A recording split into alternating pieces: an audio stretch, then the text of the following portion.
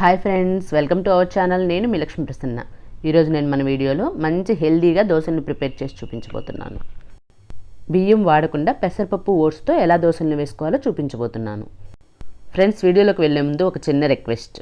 మీరు కనుక మన ఛానల్ని ఫస్ట్ టైం చూస్తున్నట్లయితే ఇలాంటి మరెన్నో రెసిపీస్ కోసం మన ఛానల్ని సబ్స్క్రైబ్ చేసుకోండి. మీకు నచ్చినట్లయితే తప్పకుండా ఒక లైక్ చేయడం మాత్రం మర్చిపోకండి. మరి ఆలస్యం చేయకుండా ఈ దోశలను ఎలా ప్రిపేర్ చేయాలో ఇప్పుడు చూద్దాం. దీనికోసం ముందుగా ఒక బౌల్ తీసుకుని అందులోకి 1 కప్పు పెసరపప్పును వేసుకోండి. ఇప్పుడు ఇందులోకి వాటర్ వేసి 2-3 సార్లు శుభ్రంగా కడిగి తీసుకోండి. ఇలా పెసరపప్పు కడిగిన తర్వాత ఇప్పుడు ఇందులోకి 1 కప్పు ఓట్స్ వేసుకోండి.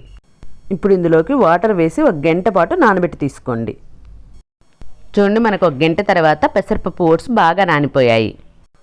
ఇప్పుడు వీటిని గ్రైండ్ చేసుకోవడం కోసం ఒక మిక్సీ జార్ తీసుకుని అందులోకి ఈ పెసరపప్పు ఓట్స్ను సగం వరకు వేసుకోండి. ఇప్పుడు ఇందులోకి మనం పెసరపప్పు ఓట్స్ నానబెట్టుకున్నాం కదా, ఆ వాటర్ని ఇందులో వేసుకోండి. 4 పచ్చిమిర్చిని ఇలా మధ్యలోకి తుంచి వేసుకోండి.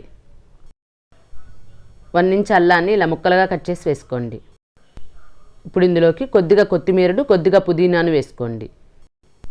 అలాగే 1 టేబుల్ స్పూన్ జీలకర్రను కూడా వేసుకోండి. ఇప్పుడు ఇందులోకి రుచికి సరిపడా సాల్ట్ను కూడా వేసి గ్రైండ్ చేసి తీసుకోండి. చూడండి, ఇలా గ్రైండ్ చేసి తీసుకోండి. ఇలా గ్రైండ్ చేసిన బ్యాటర్ను ఒక బౌల్లో వేసుకోండి. ఇప్పుడు మిగతా పప్పు ఓట్స్ని కూడా గ్రైండ్ చేసి తీసుకోండి. చూడండి, ఇలా గ్రైండ్ చేసుకొని ఇందాకటి బౌల్లో వేసుకోండి. ఇప్పుడు ఇదంతా బాగా మిక్స్ చేసుకోండి.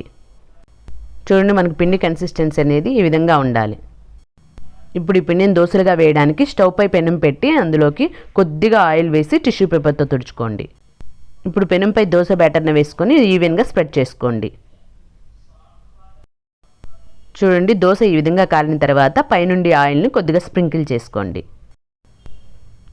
చూడండి, మనకి ఈ విధంగా దోశ కాలిన తర్వాత తీసి ఒక ప్లేట్లోకి ట్రాన్స్ఫర్ చేసుకోండి. ఇప్పుడు రెండో దోశ వేసుకోవడానికి పెనాన్ని టిష్యూ పేపర్తో తుడుచుకోండి. ఆ తర్వాత దోశను వేసుకోండి. ఇందాకట్లాగే పెనంపై దోశ బ్యాటర్ని వేసి స్ప్రెడ్ చేసుకోండి. ఇప్పుడు ఆనియన్ దోశ వేసుకోవడం కోసం పైనుండి ఆనియన్ను కొంచెం కొంచెంగా చల్లుకోండి. ఇప్పుడు అట్ల కాడతో ఈ ఆనియన్ను ఇలా నొక్కినట్లుగా అనుకోండి.